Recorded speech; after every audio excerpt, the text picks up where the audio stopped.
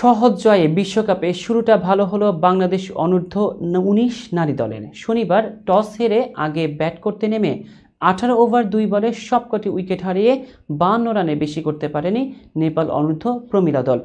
দলের হয়ে সর্বোচ্চ 19 রান করেন সানা পারভিন। জবাবে খেলতে নেমে 13 ওভার 2 বলে 5 উইকেট হারিয়ে জয়ের বন্দরে পৌঁছে যায় বাংলাদেশ। এদিন শুরু থেকেই ভুগেছে নেপালের ব্যাটাররা। ইনিংসের তৃতীয় ওভারে সাবিত্রী ধামিকে ফিরিয়ে বাংলাদেশকে প্রথম ব্রেক থ্রু এনে দেন নিশিতা নিশি। 3-এ নেমে জুটি গড়ার চেষ্টা করেন পূজা মহোত্র, তবে 18 বল খেলে মাত্র 2 রান করেছেন তিনি। অধিনায়ক ফেরার পর আর কেউই সানা পারভিনকে সঙ্গ দিতে পারেননি। বাকিদের আসা যাওয়ার মিছিলে একমাত্র ব্যতিক্রম ছিলেন সানা। 32 বলে 19 এসেছে তার ব্যাট থেকে। বাংলাদেশের হয়ে 11 রানে 2 উইকেট শিকার করে ইনিংসের সেরা বোলার জান্নাতুল মাওয়া। তাছাড়া একটি করে উইকেট পেয়েছেন আনিসা আক্তার সুবা, ফাহমিদা ছোয়া এবং নিশি।